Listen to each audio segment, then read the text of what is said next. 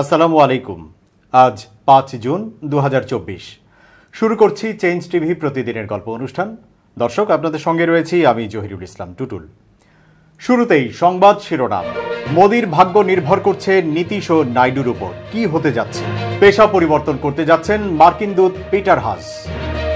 পশ্চিম তীরে হামলার নিন্দা করেছে ইসরায়েল। এবার বিস্তারিত। শুরুতেই ভারতের নির্বাচনের খবর। দুশ্চিন্তায় নরেন্দ্র মোদী ও তার রাজনৈতিক দল বিজেপি। ফলাফল প্রকাশের পর কপালে ভাঁজ পড়তে শুরু করেছে। প্রশ্ন উঠেছে, শেষ পর্যন্ত মোদী কি তৃতীয়বারের মতো প্রধানমন্ত্রী হতে পারবেন? গত 2 লোকসভা নির্বাচনে নরেন্দ্র মোদীর দল বিজেপি একক সংখ্যাগরিষ্ঠতা পেলেও এবারের নির্বাচনে মোদীর ভরাডুবি হয়েছে বলা চলে। কেননা 2019 সালের নির্বাচনে বিজেপি একাই 3 শতাধিক আসনে জয়ী হয়ে সরকার গঠন করেছিলেন। কিন্তু এবারের বিজেপি এককভাবে পেয়েছে 240টি আসন। ভারতে সরকার গঠন করতে 272টি আসন প্রয়োজন। কার্যত এই প্রথমবার সহযোগীদের সমর্থনের উপর নির্ভর করে সরকার গঠন করতে হবে বিজেপিকে। মাত্র 11.5 মাস আগে গড়া বিরোধী জোট আটকে দিল বিজেপির নিরঙ্কুশ সংখ্যাগরিষ্ঠতার পথ। এ খবর দিয়ে অনলাইন আনন্দবাজার পত্রিকা বলছে, রাম মন্দির নির্মাণ, 370 ধারা বিলুপ্তি, নাগরিকত্ব সংশোধনী আইনের প্রতিশ্রুতি পূরণের দাবি ছিল। এক দেশে এক ভোট, অভিন্ন দেওয়ানি বিধি কার্যকরের অঙ্গীকার ছিল। এবারে নির্বাচনে 400 পার করার লক্ষ্যমাত্রাও ছিল বিজেপির। কিন্তু অষ্টাদশ লোকসভার ফল জানিয়ে দিল এবার মোদী শরিক নির্ভর। 543 আসনের লোকসভায় সংখ্যাগরিষ্ঠতার জন্য প্রয়োজন 272 আসন। বিজেপি এককভাবে পেয়েছে 240 আসন। তাদের নেতৃত্বাধীন জোট এনডিএ 293 আসনে জিতেছে। অন্যদিকে এই লোকসভা নির্বাচন জাতীয় রাজনীতিতে কার্যত পুনরুত্থান হল কংগ্রেসের। তারা পেয়েছে 99টি আসন। ইন্ডিয়া ঝুলিতে 233 আসন। বিরোধী দলনেতার পদের জন্য লোকসভায় 55টি আসনে জেতা প্রয়োজন। কিন্তু 2014 সালে নির্বাচনে 44 এবং 2019 সালে 52 আসনে জয়ী কংগ্রেস সংসদীয় বিধি অনুযায়ী সেই মর্যাদা পায়নি। এবার সেই মর্যাদা পেয়ে গেছে মল্লিকার্জুন খড়গে ও রাহুল গান্ধীর দল। অন্য দলগুলোর মধ্যে সমাজবাদী পার্টি 37টি, তৃণমূল কংগ্রেস 29টি, ডিএমকে 22টি, তেলেগু দেশম পার্টি 16টি, জনতা দল 12টি, শিবসেনা 9টি, ন্যাশনালিস্ট কংগ্রেস পার্টি 8টি ও শিবসেনা এসএইচএস 7টি আসনে জয় পেয়েছে। সুতরাং ভারতের এবারের লোকসভা নির্বাচনের আনুষ্ঠানিক ফলাফল বলেই দিচ্ছে, মোদীর শরিক ছাড়া উপায় নেই। নরেন্দ্র মোদীর নেতৃত্বাধীন ভারতীয় জনতা পার্টি কট্টর হিন্দুত্ববাদ আর তথাকথিত মোদী ম্যাজিক কাজে লাগিয়ে টানা 1 দশক ভারতে একদলীয় শাসন চর্চা করে আসছে।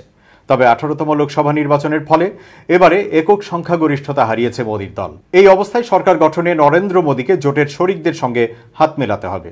বিজেপির ভরসা চন্দ্রবাবু নাইডুর তেলেগু দেশম ও নীতিশ কুমারের জেডিইউ এর ওপর। অন্ধ্রপ্রদেশে তেলেগু দেশম জিতেছে 16 আসনে।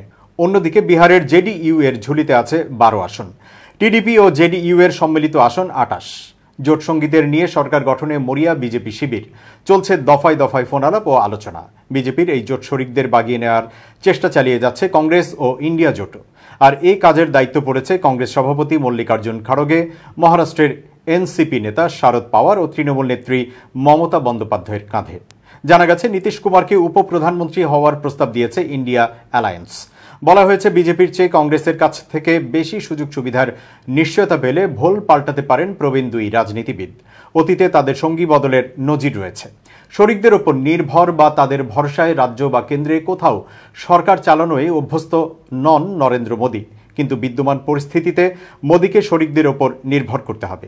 এই ব্যবস্থায় তিনি কতটা খাপ খাওয়াতে পারবেন তা দেখার অপেক্ষায়। ভারতের সাবেক কেন্দ্রীয় মন্ত্রী যশবন্ত সিনহা এক্স হ্যান্ডেলে লিখেছেন, চন্দ্রবাবু নাইডু ও নীতিশ কুমারের উচিত ভারতের সংবিধান রক্ষার জন্য এনডিএ ছেড়ে ইন্ডিয়া জোটে চলে আসা। ইতিহাস তাদের এই কাজকে বিচার করবে। তিনি লিখেছেন, মোদী নির্লজ্জের মতো ভারতের ভবিষ্যৎকে ধ্বংস করে দিচ্ছেন। ইডি, সিবিআই আর আয়কর অভিযানের মাধ্যমে তিনি রাজনীতিবিদ ও ব্যবসায়ীদের উপর আঘাত হানছেন। অবৈধ ইলেকটোরাল বন্ডের মাধ্যমে তিনি টাকার ক্ষমতার অপব্যবহার করছেন। ভোটে জেতার জন্য ও এমপি এমএলএ কেনার জন্য তিনি এটা করছেন। মিডিয়া, আমলাতন্ত্র, নির্বাচন কমিশনকে তিনি নিয়ন্ত্রণ করার চেষ্টা করছেন। ক্ষমতা ধরে রাখার মোহ থেকে তিনি এসব করছেন। মানুষ তথা কথিত দৈব মানুষকে তার নিজের জায়গা দেখিয়ে দিয়েছেন। সেটা হলো ইতিহাসের ডাস্টবিন, যেখানে এর আগে অনেক একনায়ক গেছেন, লিখেছেন যশবন্ত সিনহা। এবারের ভোট কার্যত সব হিসাব ওলট পালট করে দিয়েছে। এ নিয়ে নানা বিশ্লেষণ করা হচ্ছে। রাম মন্দির, সিএএ কোনো ইস্যুই কার্যত কাজ করেনি। উত্তরপ্রদেশেও ভালো ফলাফল করতে পারেনি বিজেপি। এবার নীতিশ কুমার কি করেন সেটাই দেখার বিষয়। চন্দ্রবাবু নাইডুর হাত ধরে অন্ধ্রপ্রদেশে বড় সাফল্য পেয়েছে এনডিএ। বিজেপি ও পবন কল্যাণের জনসেনা পার্টির সঙ্গে জোট বেঁধে অনেকটাই এগিয়ে যায় টিডিপি। দক্ষিণের এ রাজ্যে ভালো ফল করছে এনডিএ। আর এই এনডিএকে নেতৃত্ব দিয়েছিলেন চন্দ্রবাবু নাইডু। সূত্রের খবর, চন্দ্রবাবু নাইডু আগামী 9 জুন মুখ্যমন্ত্রীর চেয়ারে বসতে পারেন। তিনি ওই দিন শপথ নিতে পারেন। 2 বছর আগে বিধানসভা ভোটে উত্তরপ্রদেশে হিন্দু মুসলিম জনসংখ্যার অনুপাতের স্লোগান দিয়ে মেরুকরণের তাস খেলে বাজিমাত করেছিলেন যোগী আদিত্যনাথ। এবারের লোকসভা ভোটে দেশের বৃহত্তম অঙ্গরাজ্য জনসংখ্যার নিরিখে হিন্দুত্বের আবেগ উস্কে দিতে বিজেপির মূল অস্ত্র ছিল 90-এর দশকে ধূলিসাৎ করে দেওয়া বাবরি মসজিদের জমিতে গড়ে তোলা রাম মন্দির। কিন্তু সদ্য ঘোষিত ভোটের ফল বলছে রাম মন্দিরের রাজ্যেই মোদি ঝড় রুখে দিয়েছেন সমাজবাদী পার্টির প্রধান অখিলেশ যাদব এবং তার সহযোগী কংগ্রেস। ভারতে সংসদীয় রাজনীতির অঙ্ক অনুসারে দিল্লির দখলের পথ একটাই, ভায়া লখনৌ। ভারতীয় গণতন্ত্রের ইতিহাসে সবচেয়ে বেশি প্রধানমন্ত্রী উপহার দিয়েছে এই রাজ্যই। জওহরলাল নেহেরু, ইন্দিরা গান্ধী, চৌধুরী চরণ সিংহ, রাজীব গান্ধী, ভিপি সিংহ, চন্দ্রশেখর, সংখ্যাটা নেহায়েত কম নয়। অটল বিহারী বাজপেয়ী লখনৌ থেকে জিতেই প্রধানমন্ত্রী হয়েছিলেন। 1 দশক আগে নরেন্দ্র মোদীকে প্রধানমন্ত্রী পদে পৌঁছে দিতেও এই রাজ্যের ভূমিকা ছিল সবচেয়ে বেশি। এবারও তার ব্যত্যয় হয়নি। 2014 সালে দেশজুড়ে পদ্মঝড়ে উত্তরপ্রদেশে কার্যত বিরোধী শূন্য হয়ে গিয়েছিল। 80টি লোকসভা কেন্দ্রের মধ্যে 73টিতেই জিতেছিল বিজেপি নেতৃত্বাধীন এনডিএ। তার মধ্যে বিজেপি একাই 71টিতে, সমাজবাদী পার্টি এসপি 5টি এবং কংগ্রেস 2টি আসনে জিতেছিল। 2019-এ অবশ্য বিজেপিকে কিছুটা চ্যালেঞ্জের মুখে ফেলেছিল অখিলেশ যাদব এবং মায়াবতীর জোট। উত্তরপ্রদেশের 2 প্রাক্তন মুখ্যমন্ত্রী শত্রুতার প্রাচীর ভেঙে ছিনিয়ে নিয়েছিলেন 15টি আসন। গতবারের ভোটে উত্তরপ্রদেশে একা লড়ে ধরাশায়ী হয়েছিল কংগ্রেস। 6% সামান্য বেশি ভোট পেয়ে জিতেছিল একমাত্র রায়বরেলিতে, সোনিয়া গান্ধীর আসনে। কিন্তু অমিঠির গান্ধী গড়ে বিজেপির স্মৃতি ইরানির কাছে পরাস্ত হয়েছিলেন রাহুল গান্ধী। এবার কংগ্রেসের সঙ্গে সমঝোতা করেছিলেন অখিলেশ। 80টি আসনের মধ্যে 62টিতে প্রার্থী দিয়ে 17টি ছেড়েছিলেন রাহুল মল্লিকার্জুন খড়গের দলকে। হিন্দুত্বের আবেগ উস্কে দিতে 22 জানুয়ারি মোদি রাম মন্দির উদ্বোধনের ছবি তুলে ধরেছিল বিজেপি। সঙ্গে ছিল বারাণসীর জ্ঞানবাপী এবং মথুরার শ্রীকৃষ্ণ জন্মভূমিতে মন্দির প্রতিষ্ঠার প্রতিশ্রুতি। অযোধ্যার মতোই ওই 2 জমি বিতর্কও এখন আদালতে বিচারাধীন। তবে এসব খুব বেশি কাজে দেয়নি। উত্তরপ্রদেশের 80টি লোকসভা আসনের মধ্যে 37টিতে জিতে একক বৃহত্তম দল হয়েছে সমাজবাদী পার্টি এসপি। সহযোগী কংগ্রেস জিতেছে 6টিতে। অন্যদিকে যোগী আদিত্যনাথের রাজ্যে প্রধানমন্ত্রী নরেন্দ্র মোদীর দল জিতেছে 33টি লোকসভা আসন। ভারতে নতুন সরকার গঠনের চেষ্টা করছে কংগ্রেস নেতৃত্বাধীন বিরোধী ইন্ডিয়া ব্লক। কংগ্রেস নেতা রাহুল গান্ধী ও কংগ্রেস সভাপতি মল্লিকার্জুন খড়গে এমন সম্ভাবনার কথা উড়িয়ে দেননি। তারা চন্দ্রবাবু নাইডুর তেলেগু দেশম পার্টি এবং নীতিশ কুমারের জনতা দল ইউনাইটেডের সঙ্গে যোগাযোগ করছেন। বর্তমানে এই 2টি দলই প্রধানমন্ত্রী নরেন্দ্র মোদীর বিজেপি নেতৃত্বাধীন এনডিএ জোটের অংশ। কিন্তু তারা এর আগে কংগ্রেসের মিত্র ছিল। এ নিয়ে বুধবার মিটিংয়ে সিদ্ধান্ত হবে। ইন্ডিয়া জোটের মিটিং আহ্বান করা হয়েছে এদিন। ইন্ডিয়া জোটের এই বিবৃতি যথেষ্ট প্রাসঙ্গিক, কারণ এনডিএ এবং ইন্ডিয়ার মধ্যে মাত্র 60 আসনের ব্যবধান, 292 এবং 232 যথাক্রমে। 240 আসনে এগিয়ে থাকা বিজেপি একক সংখ্যাগরিষ্ঠতা অর্জনে ব্যর্থ হয়েছে। এর মধ্যে তারা স্থানীয় সময় মঙ্গলবার সন্ধ্যা 6:10 পর্যন্ত 62 আসনে জয় পেয়েছে। অন্যদিকে চন্দ্রবাবু নাইডুর টিডিপি জিতেছে 16 ও নীতিশ কুমারের জেডিইউ জিতেছে 12 আসনে। সংবাদ সম্মেলনে একজন সাংবাদিক জানতে চান এনডিএ সংখ্যাগরিষ্ঠতা অর্জন করেছে, তাদের কিছু অংশীদার কংগ্রেসের সাবেক মিত্র। এ অবস্থায় বিরোধীরা কি বসে সিদ্ধান্ত নেবে অথবা সরকার গঠন করার উদ্যোগ নেবে কিনা? এমন প্রশ্নের জবাবে রাহুল গান্ধী বলেন, আমাদের ইন্ডিয়া জোটের অংশীদারদের সঙ্গে মিটিং করতে যাচ্ছি। বুধবার এই মিটিং হবে। এসব প্রশ্ন সেখানে তোলা হবে, উত্তরও সেখান থেকে আসবে। আমাদের অংশীদারদের সম্মান করি, তাদের মতামত না নিয়ে আমরা এই বিষয়ে বিবৃতি দিতে চাই না। জোট যে সিদ্ধান্ত নেবে সে অনুযায়ী ব্যবস্থা নেওয়া হবে। একই রকম প্রশ্ন করা হয় কংগ্রেস সভাপতি মল্লিকার্জুন খড়গেকে। তিনি উত্তরে বলেন, আমাদের জোটের অংশীদার ও নতুন অংশীদারদের সঙ্গে কথা না বলা পর্যন্ত এ নিয়ে কথা বলবো না। নতুন অংশীদার আমাদের সঙ্গে যোগ দিতে পারেন, আমরা একসঙ্গে কাজ করতে পারি, সংখ্যাগরিষ্ঠতা অর্জন করতে পারি। যদি আমাদের সব কৌশল এখনই প্রকাশ করি তাহলে প্রধানমন্ত্রী মোদী হুঁশিয়ার হয়ে যাবেন। ওদিকে এরই মধ্যে খবর পাওয়া গেছে ইন্ডিয়া শিবির থেকে লোকজন, বিশেষত শারদ পাওয়ার মঙ্গলবার বিকেলে যোগাযোগ করেছেন চন্দ্রবাবু নাইডু ও নীতিশ কুমারের সঙ্গে। কিন্তু এনসিপি নেতা শারদ পাওয়ার নিজে একথা অস্বীকার করেছেন। এবার ভারতের নির্বাচনের ঠিক আগে টিডিপির সঙ্গে জোট হয় বিজেপির। মঙ্গলবার ভোট গণনার পূর্বেও বিশেষজ্ঞরা চন্দ্রবাবু নাইডুকে নিয়ে জল্পনার কথা জানান। তারা বলেন, যদি ইন্ডিয়া ব্লকে বেশি সুবিধা দেখেন তাহলে চন্দ্রবাবু নাইডু পক্ষ পরিবর্তন করতে পারেন। 2019 সালে ইউনাইটেড প্রোগ্রেসিভ অ্যালায়েন্সের অংশ ছিল টিডিপি। নীতিশ কুমারের সঙ্গে কংগ্রেসের যোগাযোগ ছিল সাম্প্রতিক সময়েও। তিনি গুরুত্বপূর্ণ ইন্ডিয়া ব্লক সৃষ্টিতে ভূমিকা পালন করেন। তারপর জানুয়ারিতে যোগ দেন এনডিএতে। এবার অন্য খবর। ঢাকায় দায়িত্বরত যুক্তরাষ্ট্রের রাষ্ট্রদূত পিটার ডিহাস পেশা বদল করতে চলেছেন। ঢাকায় থাকা অবস্থাতেই সম্ভবত তিনি তার পেশা বদলের কথা ঘোষণা করবেন। কূটনৈতিক সূত্রগুলো বলছে, পিটার হাস ফরেন সার্ভিস থেকে পদত্যাগের সিদ্ধান্ত নিয়েছেন এবং আগামী 2 মাসের মধ্যেই এই সিদ্ধান্ত কার্যকর হবে। পেশাদার এই কূটনীতিক ভিন্ন পেশা অর্থাৎ প্রাইভেট সার্ভিসের কোনো একটি বহুজাতিক কোম্পানিতে যোগ দিচ্ছেন। পিটার হাসের এবছরের শেষে ঢাকা ত্যাগের কথা ছিল। তার স্থলাভিষিক্ত হতে চলেছেন ডেভিড স্লেটন মিল। তিনি বর্তমানে চীনে রয়েছেন। অত্যন্ত মেধাবী কূটনীতিক পিটার হাস 2022 সনের 15 মার্চ ঢাকায় আসেন। গণতন্ত্র, মানবাধিকার ও নির্বাচন প্রসঙ্গ নিয়ে যুক্তরাষ্ট্রের খোলামেলা অবস্থান তুলে ধরেন। এতে করে সরকারি মহলে ব্যাপক প্রতিক্রিয়া হয়। এক পর্যায়ে সরকারের তরফে তার নিরাপত্তা স্কোয়াড থেকে পুলিশ প্রত্যাহার করা হয়। প্রাণনাশের হুমকিও আসে। ঢাকায় আসার আগে পিটার হাস ভারপ্রাপ্ত সহকারী সচিব এবং একই সঙ্গে অর্থনৈতিক ও ব্যবসা বিষয়ক ব্যুরোতে প্রধান উপসহকারী সচিব হিসেবে দায়িত্ব পালন করেন।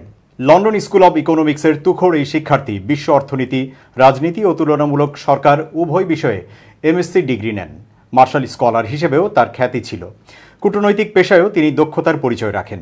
লাভ করেন একাধিক পুরস্কার। দায়িত্ব পালন করেছেন London, Jakarta, Rabat, Berlin, Mumbai সহ পৃথিবীর নানা জায়গায়। কেবল পিটার হাসই নন, ঢাকাস্থ যুক্তরাষ্ট্র দূতাবাসের বেশিরভাগ কূটনীতিক দেশে ফিরে যাচ্ছেন। আগামী বছরের শুরুতে এক ঝাঁক নতুন এবং অভিজ্ঞ কূটনীতিক ঢাকায় যোগ দেবেন। এবার খুব জরুরি 1 মিনিট জানাচ্ছেন ইউনেস্কো ক্লাব পুরস্কার বিজয়ী সাংবাদিক আমিরুল মোমিনিন মানিক। খুব জরুরি 1 মিনিটে প্রত্যেককে আমন্ত্রণ। প্রিয় বন্ধুরা, আপনি কি আপনার নিরাপত্তা নিয়ে শঙ্কিত?